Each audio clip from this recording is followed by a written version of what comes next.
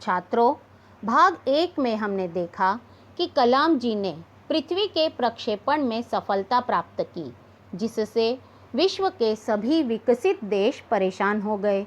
इसके बाद उन्होंने अग्नि मिसाइल को तैयार करने के लिए 500 से भी अधिक वैज्ञानिकों के साथ मिलकर काम करना शुरू कर दिया। अग्नि मिसाइल के तैयार हो जाने पर उसके पहली बार के प्रक्षेपण में सफलता नहीं मिली, जिससे टीम के सभी सदस्य बहुत दुखी और निराश हो गए। तब कलाम जी ने अपनी टीम के सदस्यों के साथ अपनी SLV का अनुभव बताकर उनका मनोबल बढ़ाया। अब भाग 2 में इसके आगे पढ़ेंगे। अगले 10 दिन तक दिन रात चले विस्तृत विश्लेषण के बाद हमारे वैज्ञानिकों ने मिसाइल को 1 मई 1989 को प्रक्षेपण के लिए तैयार कर लिया। अब्दुल कलाम जी ने यहाँ पर बताया कि अग्नि टीम में लगे हुए जो वैज्ञानिक थे, उन्होंने दिन रात खूब मेहनत की और अपनी मेहनत के चलते हुए उन्होंने अग्नि के प्रोजेक्ट के बारे में पूरी तरह से व्यापक रूप से छानबीन करके उस मिसाइल को तैयार कर लिया और उसके लिए प्रक्षेपण करने के लिए 1 मई 1989 का दिन निश्चित कर लिया। लेकिन स्वचालित कंप्यूटर जांच अवधि के दौरान T10 सेकंड पर एक होल्ड का संकेत दिखाई दिया, परंतु इस बार फिर से जो ऑटोमेटिक कंप्यूटर के द्वारा जो जांच अवधि चल रही थी, उससे T10 सेकंड पर होल्ड का एक संकेत दोबारा दिखाई देने लगा। प्रक्षेपण फिर एक बार स्थगित करना पड़ा, एक बार फिर से प्रक्षेपण को रोकना पड़ा। रॉकेट विज्ञान के क्षेत्र में इस तरह की चीज़ें बहुत आम हैं और अक्सर अन्य देशों में भी होती रहती हैं। अब्दुल कलाम ने अपनी टीम को इस बार फिर से समझाया, बताया कि रॉकेट विज्ञान के क्षेत्र में इस तरह की चीज़ें बहुत ही सामान्य होती हैं, जो कि प्रायः अन्य देशों में भी होती रहती हैं। मैंने DRDL RCI परिवार के 2000 से भी अधिक सदस्यों को संबोधित किया। उन्होंने DRDL और RCI परिवार के 2000 से भी अधिक सदस्यों के सामने अपनी बात रखी। DRDL का मतलब होता है defence research and development laboratory. यह DRDO के अंतर्गत आती है। Defence research and development organisation इसका फुल फॉर्म है, जो कि भारत में सेना के लिए तमाम शस्त्र तैयार करता है।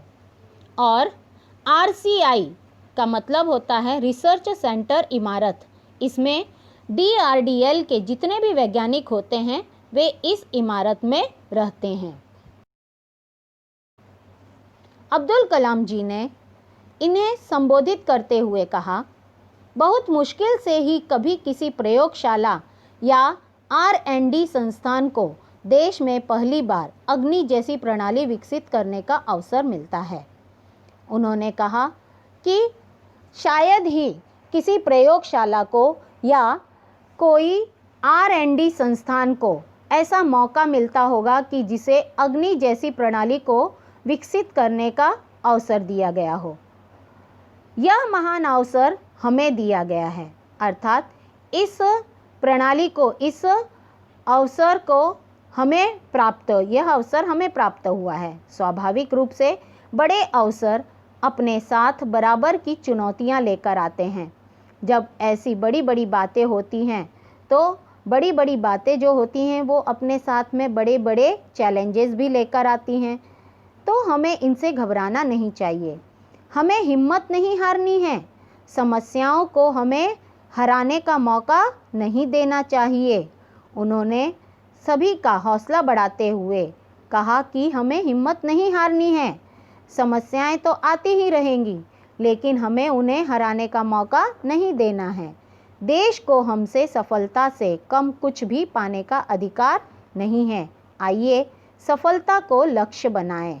उन्होंने सभी का मनोबल बढ़ाते हुए कहा कि यह देश जो है हमसे कुछ उम्मीदें रखता है और उन्हें यह उम्मीद रखने का अधिकार है, तो आओ सफलता को ही अपना उद्देश्य बना लें।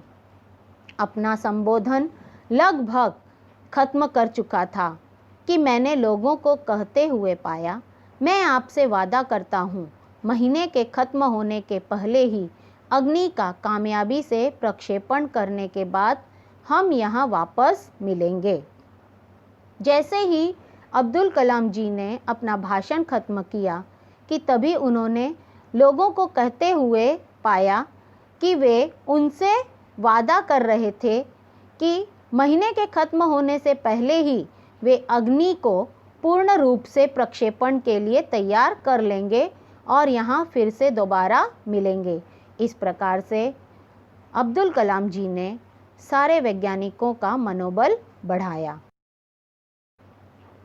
यह किसी आश्चर्य से कम नहीं था कि कैसे सैकड़ों कर्मचारियों ने लगातार काम करके प्रणाली की तैयारी का काम स्वीकार्यता परीक्षणों सहित केवल 10 दिन में पूरा कर डाला। किसी भी प्रकार के आश्चर्य से यहाँ पर नहीं कहा जा सकता, अर्थात बड़े ही आश्चर्य वाली बात थी कि सैकड़ों कर्मचारियों ने लगातार बिना विश्राम किए हुए कार्य किया और प्रणाली की जो तैयारी के लिए जो कार्य थे उन्होंने स्वयं ही स्वीकार किया और इस कार्य को मात्र केवल 10 दिनों में ही उन्होंने पूर्ण कर डाला। लेकिन अब बाधाएं पैदा करने की बारी विपरीत मौसम की थी। उन्होंने बताया कि अब जो प्रतिकूल मौसम था वह प्रक्षेपण में बाधाएं उत्पन्न कर रहा था। एक चक्रवात का खतरा मंडरा रहा था। चक्रवात का मतलब होता है बवंडर अर्थात साइक्लोन। साइक्लोन के आने का खतरा होने लगा था। सभी कार्य केंद्र उपग्रह संचार के जरिए आपस में जुड़े हुए थे। जितने भी कार्य केंद्र अर्थात वर्क सेंटर उपग्रह संचार अर्थात सैटेलाइट कम्युनिकेशन के दौरान वे आपस में एक दूसरे से जुड़े हुए थे। मौसम संबंधी आंकड़े रुक रुक कर आने लगे और 10 मिनट के अंतराल में उनकी बाढ़ सी आ गई। अर्थात मौसम से जुड़ी हुई जानकारियां रुक रुक करके आने लगी। आंकड़े अर्थात अंक फिगर, मौसम संबंधी जो जानकारियां थी उसके जो आंकड़े थे वे रुक रुक करके आने लगे और 10 मिनट के अंतराल में अर्थात 10 मिनट के अवकाश में तो उनकी बाढ़ जैसी आ गई। अर्थात एक के बाद एक कई मौसम संबंधी जानकारियां उन्हें मिलने लगी। अंततः प्रक्षेपण 22 मई 1989 के रोज निर्धारित किया गया। आखिरकार में अग्नि का प्रक्षेपण 22 मई 1989 के दिन निश्चित किया गया। यह पूर्णिमा की रात थी अर्थात पूनम की रात थी। ज्वार के कारण लहरें किनारों से टकराकर और अधिक शोर मचा रही थी। पूर्णिमा की रात होने के कारण समुद्र में काफ़ी ऊंची ऊंची लहरें उठ रही थी। ज्वार का मतलब होता है हाई टाइड। पूर्णिमा और अमावस के दिन समुद्र में हाई टाइड अर्थात ज्वार होता है, जिसके कारण बड़ी बड़ी ऊंची ऊंची लहरें समुद्र में उठती हैं और ऐसी ही ऊंची लहरें किनारे पर आकर टकरा रही थी, जिसके कारण काफ़ी शोर हो रहा था, आवाज़ें आ रही थी। क्या हम अग्नि के प्रक्षेपण में कल सफल होंगे? 22 मई 1989 के दिन अग्नि का प्रक्षेपण होना तय हो गया था। यह उसके पूर्व की रात थी जिस रोज पूर्णिमा थी। तो सारे वैज्ञानिक जो थे उनके दिमाग में एक ही बात चल रही थी कि सुबह अग्नि का प्रक्षेपण करने में हम सफल हो पाएंगे या नहीं। यह सवाल हमारे दिमागों में सबसे ऊपर था, लेकिन हम में से कोई भी उस सुंदर रात के जादू को खंडित करना नहीं चाहता था। पूर्णिमा की रात थी, काफ़ी खूबसूरत रात थी और रात के इस जादू को कोई भी तोड़ना नहीं चाहता था, जबकि सभी के दिमाग में यह बात बैठी हुई थी कि सुबह वे अग्नि का प्रक्षेपण करने में सफलता प्राप्त कर पाएंगे या नहीं।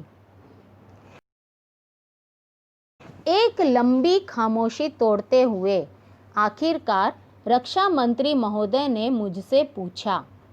रक्षा मंत्री महोदय अर्थात डिफेंस मिनिस्टर जी ने अब्दुल कलाम जी से पूछा, जो उस समय वहाँ पर मौजूद थे। कलाम, कल तुम अग्नि की कामयाबी का जश्न मनाने के लिए मुझसे क्या उपहार चाहोगे? रक्षा मंत्री महोदय जी को अब्दुल कलाम जी के कार्य पर पूर्ण विश्वास था, इसलिए उन्होंने उनसे कहा कि वे अग्नि के कामयाब हो जाने पर उसके जश्न अर्थात जलसा के लिए वे उनसे कौन सी भेंट या सौगात लेना चाहते हैं। यह एक मामूली सा सवाल था, लेकिन मैं तत्काल इसका कोई जवाब नहीं सोच पाया। अब्दुल कलाम जी उस समय इस मामूली से सवाल के जवाब को तुरंत नहीं दे पा रहे थे। मैं क्या चाहता था, क्या था जो मेरे पास नहीं था? कौन सी चीज़ मुझे और खुशी दे सकती थी? वे सोच में पड़ गए कि आखिर ऐसी कौन सी चीज़ है जो मेरे पास नहीं है और वह मैं उपहार के रूप में रक्षा मंत्री से मांग लूं। तब मुझे जवाब मिल गया। हमें RCI में लगाने के लिए 1,00,000 पौधों की ज़रूरत है, मैंने कहा। और तब अब्दुल कलाम जी को जैसे जवाब मिल गया और उन्होंने RCI में लगाने के लिए 1,00,000 पौधों की मांग की, जो रक्षा मंत्री से उन्होंने सौगात के रूप में लेना चाहा। RCI जहां पर कि सारे वैज्ञानिक रहते हैं।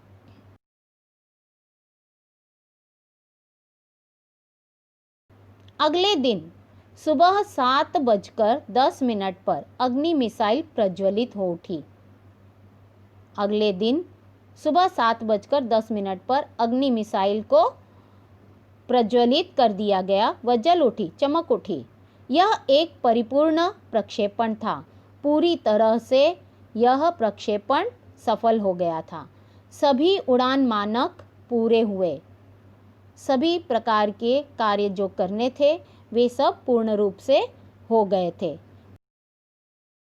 यह एक दुस्वप्न भरी नींद के बाद एक खूबसूरत सुबह में जागने जैसा था। एक भयानक सपने से भरी हुई जो नींद होती है और उस नींद से जागने के बाद में खूबसूरत सुबह में जब जागते हैं तो जो सुंदर से दृश्य नज़र सामने आते हैं, उसी प्रकार का यह एक दुख भरा अर्थात एक भयानक सा सपना था जिससे वे आज जाग गए थे। हम अनेक कार्य केंद्रों पर 5 साल की कड़ी मेहनत के बाद लॉन्च पैड पर आए थे, अर्थात जहां पर रॉकेट उड़ते हैं। अर्थात अग्नि मिसाइल को तैयार करने में इन्हें कुल मिलाकर 5 साल लग गए थे और इस कड़ी मेहनत के बाद में आज सभी एक साथ में लॉन्च पैड पर आए हुए थे। कड़ी मेहनत करना मुहावरा है जिसका मतलब होता है दिन रात परिश्रम करना। पिछले 5 हफ्तों में गड़बड़ियों की एक श्रृंखला की अग्नि परीक्षा से गुजरते रहे थे, लेकिन अंततः हमने यह करके दिखा दिया। पिछले 5 हफ्तों में कई सारी झंझट की एक कड़ी, एक चेन सी बन गई थी और इस कठिन परीक्षा से वे गुजरते रहे थे, लेकिन आखिरकार में उन्होंने यह करके दिखा दिया।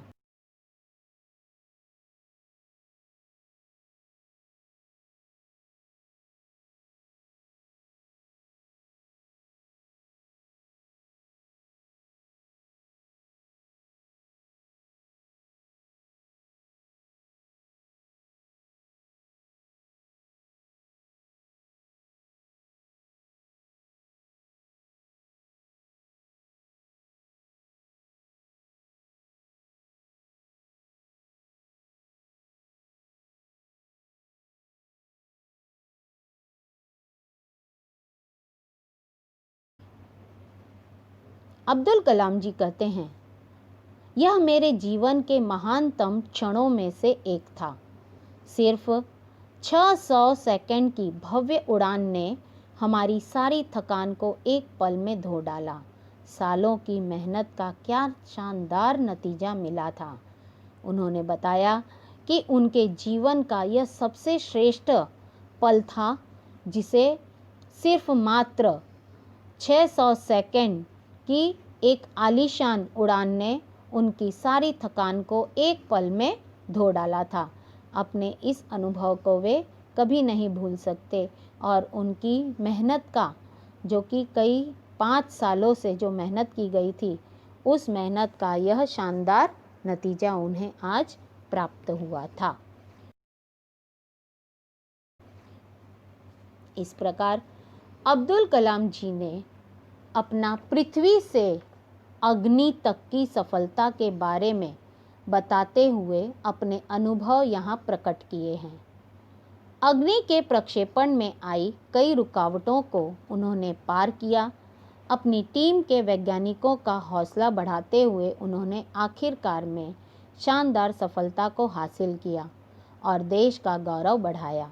उम्मीद है कि आप पाठ अच्छी तरह से समझ गए होंगे। धन्यवाद।